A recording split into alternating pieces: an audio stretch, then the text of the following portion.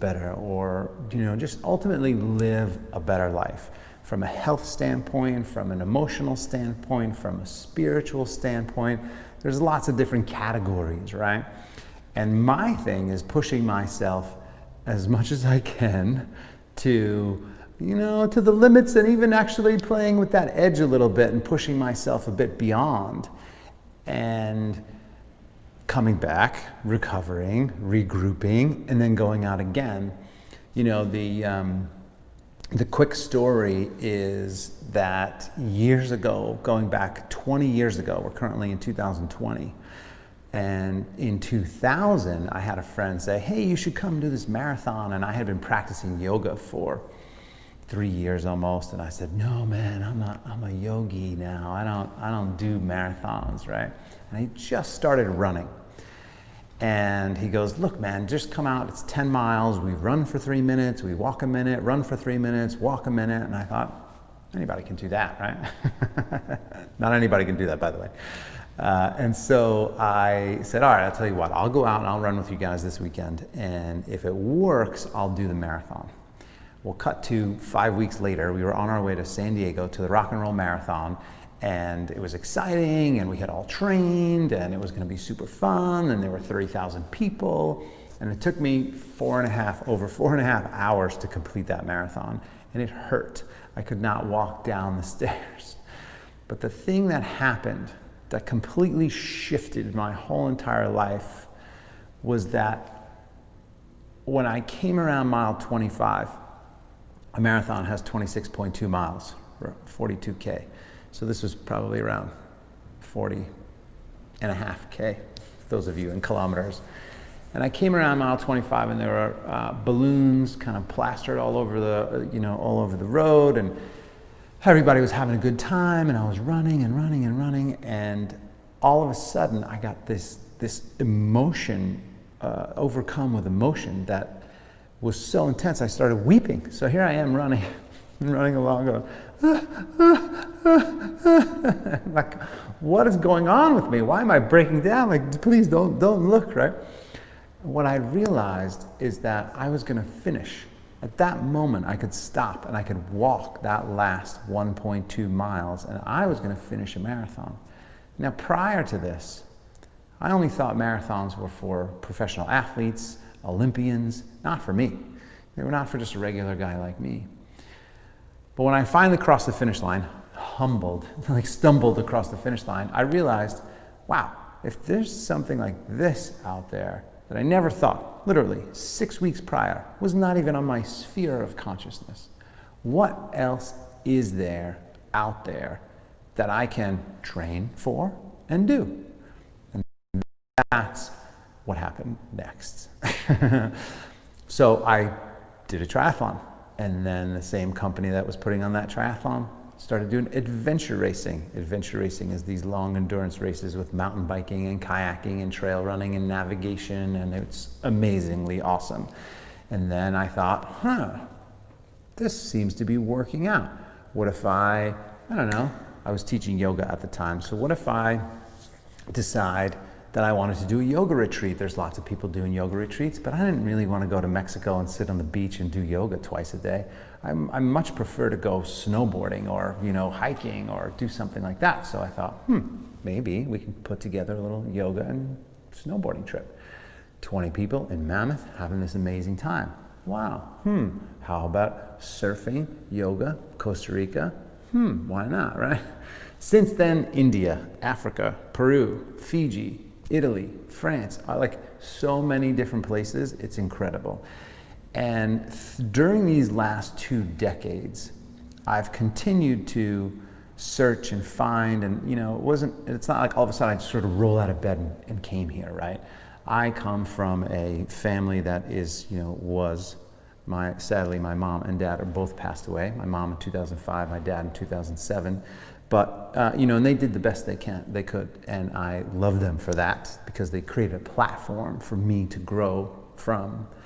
Yet, I wouldn't exactly use them as examples of great parenting. And they had plenty of addictions. My mom had cigarettes and alcohol for a while and prescription drugs toward the end. My dad was a gambler and an alcoholic, and that doesn't fall far from the tree.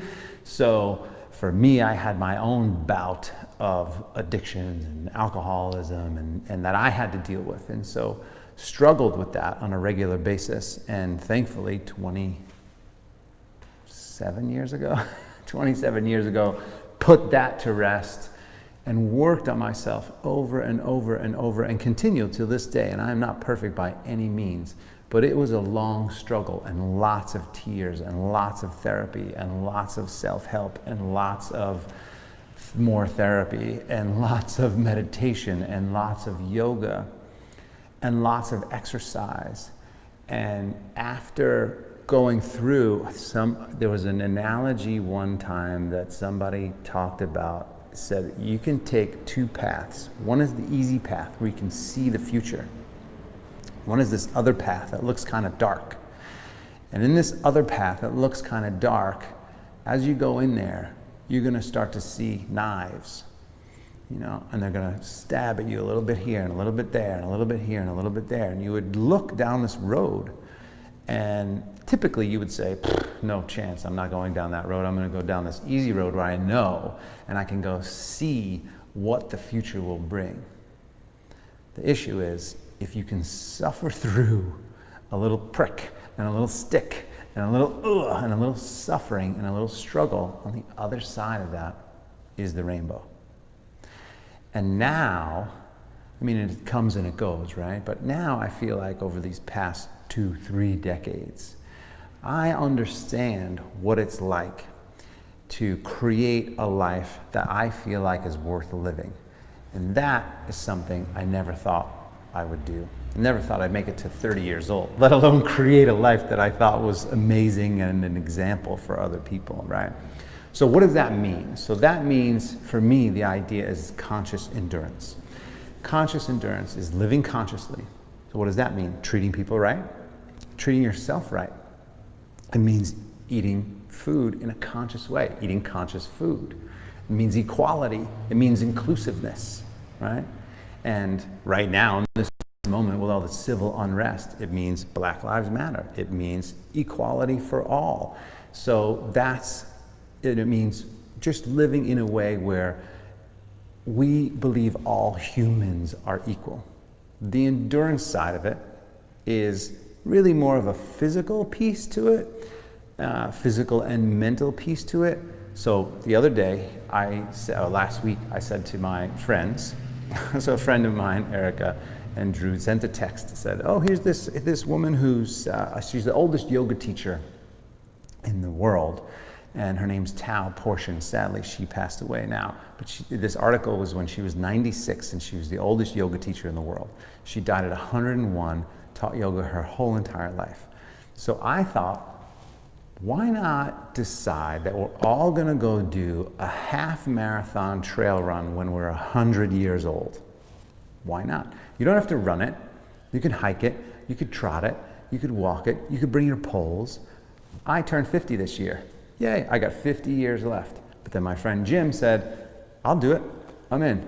So he is over 70, so we gotta start training for Jim.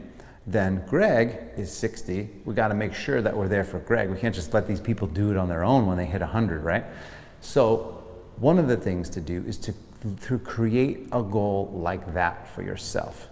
And I recommend my half marathon trail run that we can do right here in Malibu. So every year we can come and we can just do a little hike or a little run or a little trot or whatever. It's a great way. Half marathon, not too long, not too short. Trails, so it's a little bit forgiving, it's not pavement, and again, you can hike it, you can walk it, you can run it.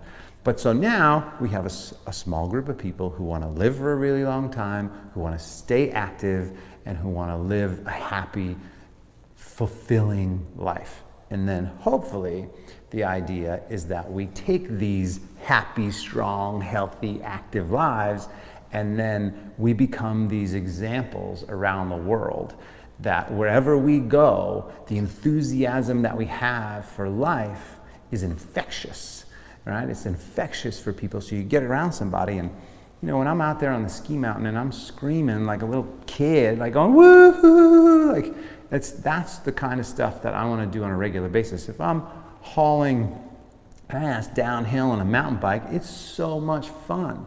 So what is it for you that is that kind of thing? So I want you to begin to think outside the box of your own mind.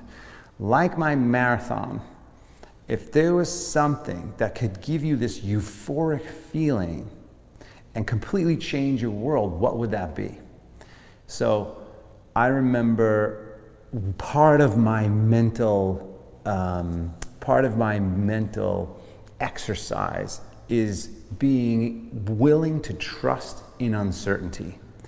So if I search for on the internet and look for this race, oh wow, it's a 100-mile mountain bike race in Colorado called Leadville, and yeah, that's hard. That's going to be a lot of suffering. Oh, the Ironman, for instance. The Ironman is a long race, and it's a lot of suffering, and it's a lot of commitment, and not everyone is built for it. Not everybody is going to want to do that. However, there is something for you. You know, it just might be a 5K. It might be like, oh my God, I haven't ever moved really like this before, ever. I just want to, you know, I'd love to be able to do a 10K. I'd love to be able to hike to the top of Mount Baldy, which is here in Southern California, or Mount Whitney, the tallest peak in the lower 48 states. So or Mount Kilimanjaro for that matter. We did that a couple of years ago. So all these things, we come up with these goals, and then we realize, okay, we have to create a plan. So what is that plan? Well, first we got to make sure we eat right. We got to make sure we exercise on a regular basis. We got to make sure we buy the plane tickets and do all those things. Now everybody's in lockdown, so we're not really going to be doing any big trips, maybe anytime soon, but hopefully soon, sooner than later, I think. But that's the idea, right? The idea is to strategically design your life in such a way that when you start to look back, you're proud of yourself, that you pat yourself on the back and you go, hey, you know what? If I could do it all again, I wouldn't change a thing. And that is one of the most powerful ways to live, in my opinion. That when you look back, even now, like I said, I turned 50 this year. So I'm going to look back at the last 50 years of my life. And I think there's probably one, maybe two things that I would change. And that's because I'm constantly, actively deciding, is this what I want to do? Is this going to be fulfilling? Am I going to help myself? Am I going to help my family? Am I going to help my community? Is it going to be a good example for those people? You know, back when I was in AA all the time, going to meetings, someone said once, you are an example of the big book of Alcoholics Anonymous. So you take that to the next level, whether you're, you know, in 12 steps or not, doesn't matter. But the idea is you are an example of humanness, right? Let's call it humanness. So what kind of example are you being to other humans? Someone sees you and they go, oh wow, do I want to hang with that person? Do I want to do things like that person? Do I want to hang out with that person? And maybe the answer is yeah, sure, absolutely. Let's go charge to the top of a mountain, or let's go sit down and have a glass of wine, okay, whatever it is. But be, like Gandhi said, be the change, right? But be the example, more so. Be the example. So I just want to give you a few little tips of what I'm gonna do here, this whole idea of conscious endurance. So if you don't already know, you can go to my website, teddymcdonald.com, and you can click, and I'll put this in the comments below, but you can click on the community link, sign up for my newsletter. But if you're watching this, you know about me, so you'll be able to kind of find where I'm at. But you can sign up for my newsletter, click on the community link, and join the Conscious Endurance community, which is an online community of people who just want to support each other, like-minded people, push themselves, and ultimately just continue to live and create these amazing lives. So you can definitely do that. And the Conscious Endurance plan is a few simple things. So it starts off with kind of a mental, emotional thing, right? You wake up in the morning, you got to have an attitude of gratitude. That would be one thing, right? Next is maybe you take some time to meditate. My meditation has kind of gone cyclical. We've been in a pandemic for the last few months, so I haven't been meditating as much as I really need to, but I've been practicing a ton of yoga. Third thing is mindset, right? Mindset. What is your mindset when you wake up in the morning? I remember for me, years ago, I woke up and it was immediately critical, not good enough, you're such a da-da-da-da-da, right? And then it shifted. My mindset shifted. And I'll never forget when it happened. It was funny because I remember I was always late to things, always, even still today, once in a while I'm late. But I was always, so I grew up in New York, lived in New York City for a while, grew up on Long Island, lived in New York City. I would always take the Long Island Railroad home to see my parents. And the Long Island Railroad leaves on the minute, 4:23 p.m. or 6:17 a.m. or whatever it is. And there's no like, oh, maybe it'll just be a minute. I mean, the door's shut that minute, it's gone, right? And I would always be just running and trying to catch, literally like jump on the train, ding, ding, ding, the doors would shut and then it would go, and I'd have to like fan myself off, right? But I would always have this, why are you late? Why didn't you give yourself enough time? Da-da-da-da-da, right? Critic. And then it shifted. And I'll never forget, I was at an airport, forget the airport, but it wasn't my doing. I was trying to make my connection.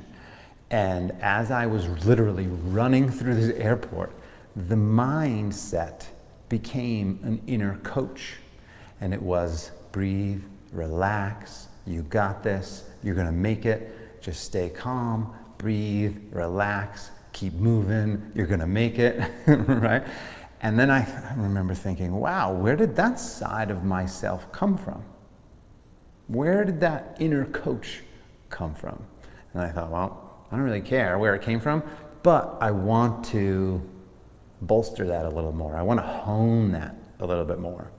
And so I started to do that. And the more I did that, the less that critic came in.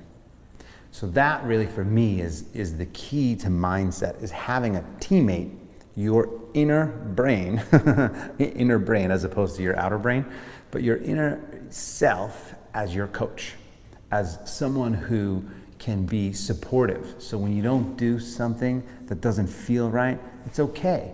You pat yourself on the back and you're back in the game and you keep going. So the fourth one is laughter.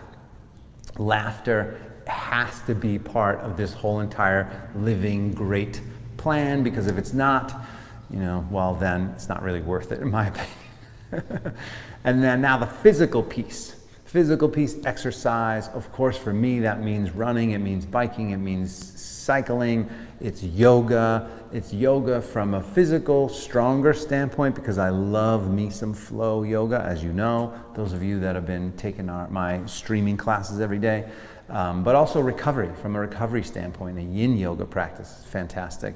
And then nutrition and endurance training. So those are kind of the four topics there. As an endurance athlete and an endurance coach, that's what I love. I love to see people do things that they never thought they could do. And that's what we're here to create, is a whole community of people who go, wow, I never thought I could do that thing way up there. But you know what? I'm willing to give it a shot. I'm willing to give it a try. And I guarantee you, with the right ingredients, you can make it there. So, and then finally, we got some purposeful stuff. Connection to other people. We need human connection. Thank God my wife and I found each other. Thank God I found my wife. I think I got the better end of the deal. But there's nothing like, I've been working really hard through this pandemic, and I'm so looking forward to just putting work down for a moment and spending time with my wife and my two little children. It's one of the most beautiful things that we can do, is be together with each other.